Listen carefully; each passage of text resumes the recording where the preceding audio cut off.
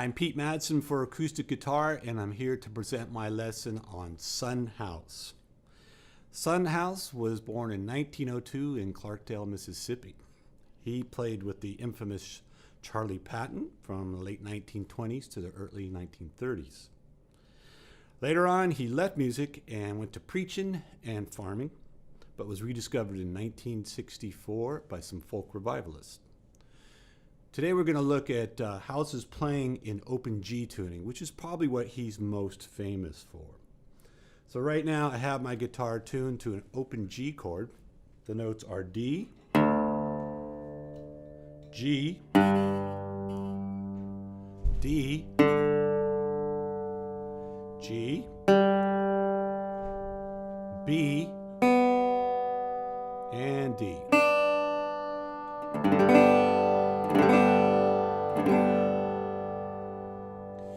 This is open G tuning, sometimes referred to as Spanish tuning. Now, when you listen to Son House's recordings, he wouldn't always be in open G. He would be in some sort of variant where it might be pitched up a little higher, as far as actually open A tuning. And if you want to get the pitches more correct, you could capo, or you could just leave it open G. The string relationship is the same. So to get started with, let's pick one of House's more famous songs, Death Letter Blues. He played a lot of slide. You'll notice I'm wearing a ceramic slide on my pinky. House actually usually wore some sort of steel slide on his ring finger, and it often just came down to that first knuckle, or second knuckle, excuse me. So keep that in mind. There's some things I'm going to talk about a little bit later about his slide playing that you might want to actually correct a little bit, because often he would play with this slide slanting, which would give you a sort of out-of-tune sound. Now he got away with that because he was just so intense in his playing and was using so much vibrato that you didn't notice it as much. So keep that in mind as we go along. So in our example one, I'm going to take the main slide lick from Death Letter Blues. This is example one.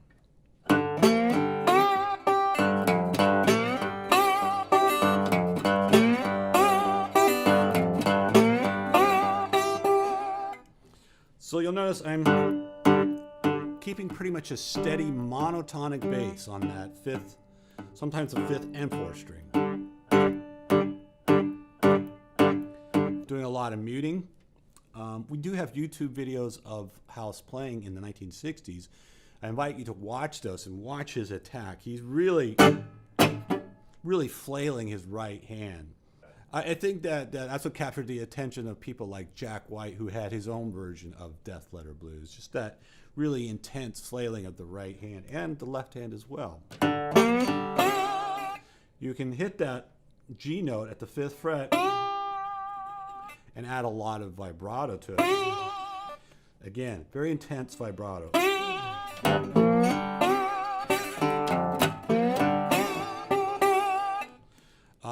Example 2 is what House would play during the vocal section, the verse section, over the G chord. So this is example 2.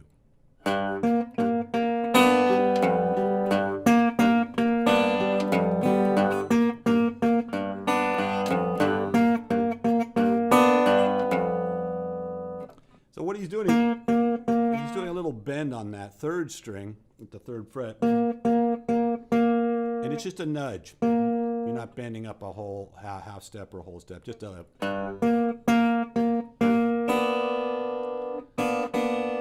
And that's what he would sing over. And songs like Death Letter, Low Down Dirty Dog Blues, which is a great name for a song, and Jinx Blues, he would play the 4 chord, the C chord, something like this. This is example 3. 1, 2, 3, 4.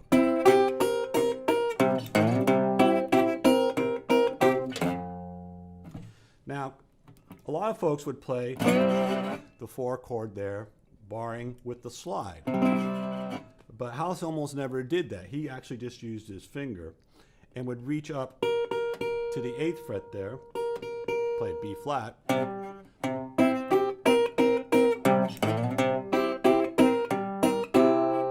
Now this is particularly interesting because you could think he had a slide on his ring finger, so he was using his middle finger to do this stretch.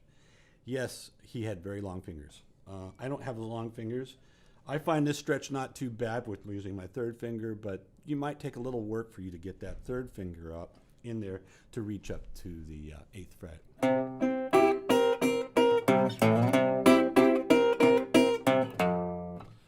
Example 4 is the 5-chord move to the 4-chord move, that is D7 to C7. So this goes like this.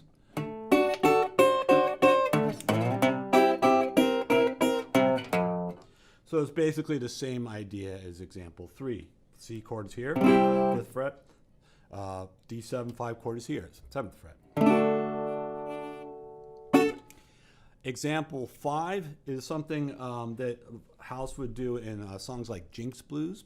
It's a little bass run, octave bass run. Let me play it once and explain a little bit about what's going on.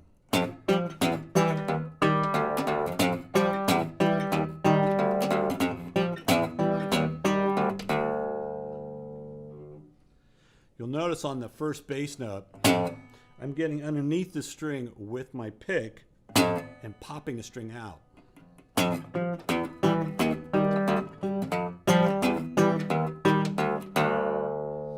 that's a technique he would use a lot. Again, that helped give it that drive and that intensity.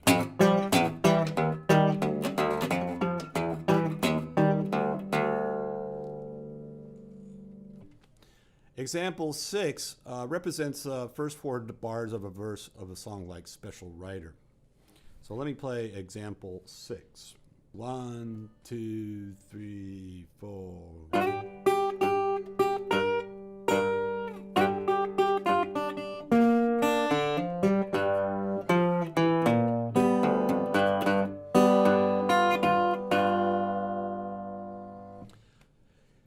House is keeping a steady bass pattern here, and in this part of the phrase, he's not using the slide, he's using his finger to slide up. Also in the following part of the phrase. So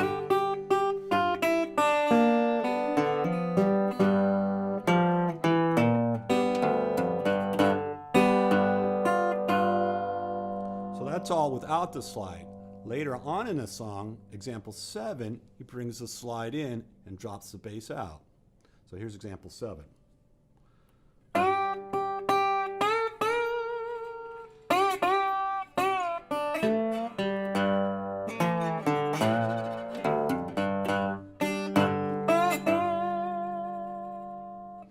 So this is a nice little juxtaposition between the example 6 and example 7. Example 7, you have this.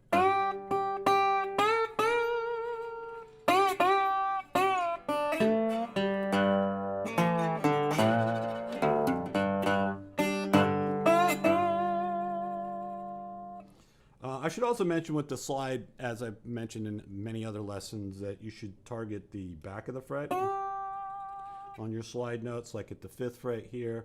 I'm targeting the fret wire rather than playing in between the fret. That's one of the things about slide, is intonation's a little tricky. You have to be very precise with it. But again, with House's style, because he was using so much vibrato and so intense, there's a little bit more fudge room with the... Okay, in example 8, I'm going to play the opening phrase from Low Down Dirty Dog Blues. Again, a great name for a song. And this is all slide in sort of monotonic, bass driven. So example 8. 1, 2, 3, 4.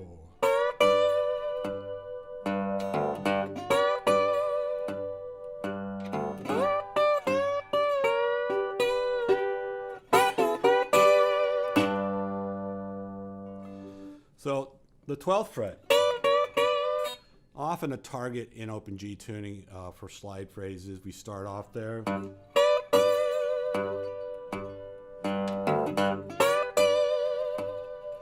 Then in a second bar of that, you have a longer slide. You might need to practice coming from the 7th fret and really hitting that 12th fret right on, like stopping on a dime kind of thing. So you'd want to do that. And then he does this phrase where he's playing multiple string slides. And basically I'm grabbing 3 strings, the 4th, 3rd, and the 2nd string with my index, middle, and ring finger, while my thumb plays the bass there.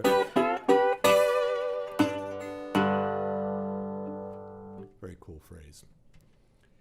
Example 9, also from Low Down Dirty Dog Blues. Sounds like this. 1, 2, 3, 4.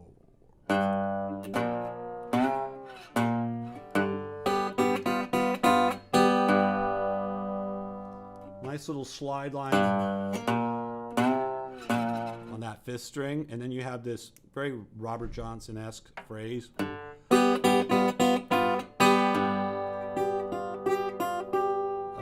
Really what you're targeting there is the G note and the F, which gives you the sort of G7 flavor. We'll play example 9 one more time.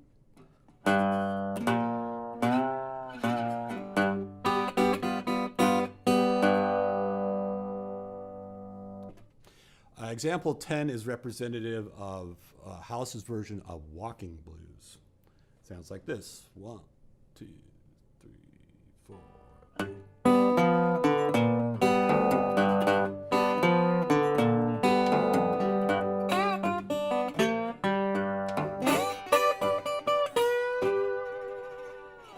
We're starting off here in sort of the open position,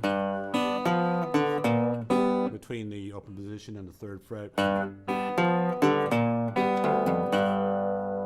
And then we go up to that 5th fret again.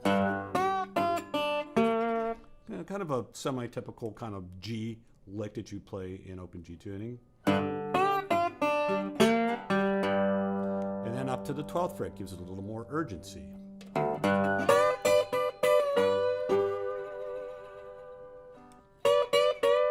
Playing double stops up there. And then just descending through the 1st, 2nd, and 3rd strings at the end. Okay, so I'm going to take a lot of those examples and combine them into something I call walking and talking blues. And this is example 11. You'll recognize some of the licks from the previous examples, and then I maybe threw in 1 or 2 things just to have a little fun with it. So, example 11. 1, 2, 3, 4.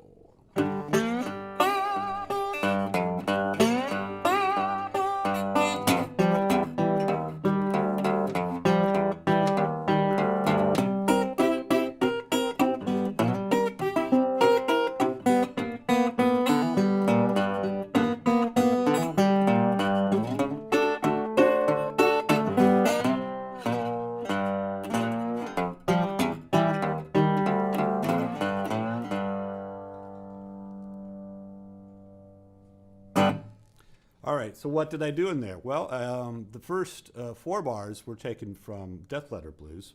Or excuse me, the first 2 bars was taken from Death Letter Blues. The second 2 bars taken from Jinx Blues.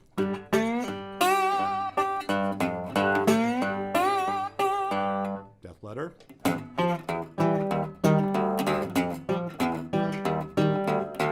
Jinx Blues. Then we go to a 4-chord move. We're going to that C chord. And then what I did here, did a nice little backwards roll, just adding a little spice to it. And this is next phrase coming back to G7. This is measure 7. Kind of using that nice little bend against the on the 3rd string against the B string. Really like that sound. It's a blues staple.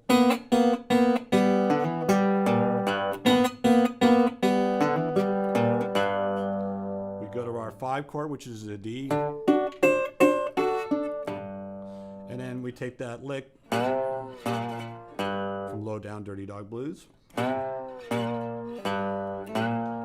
then back.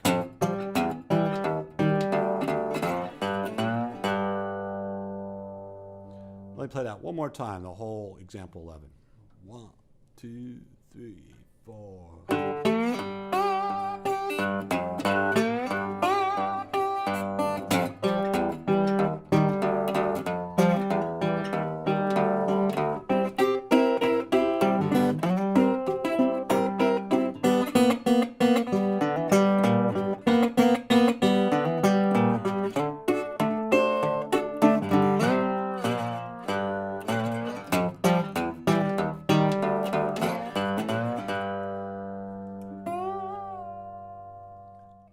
Okay, so that's my lesson on Son House.